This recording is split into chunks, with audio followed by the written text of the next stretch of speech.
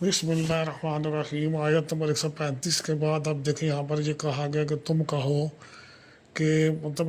میں ہوں، آپ ہیں، ہم سب لوگوں کو، ایمان والوں کو کہا گیا کہ تم لوگ یہ کہو کہ آمنا باللہ، کہ ہم ایمان لائے اللہ پر جو بھی اتارا گیا ہماری طرف، اور جو کچھ بھی اتارا گیا ابراہیم علیہ السلام، اسماعیل و اسحاق و یعقوب والاسباط، جو اولاد ہے، اسباط جو ہے نا یعقوب علیہ السلام کے 12 بچوں کے اولاد، وما اوتیہ موسیٰ و عیسیٰ، جو دیا گیا موسیٰ علیہ السلام کو، عیسیٰ علیہ السلام کو،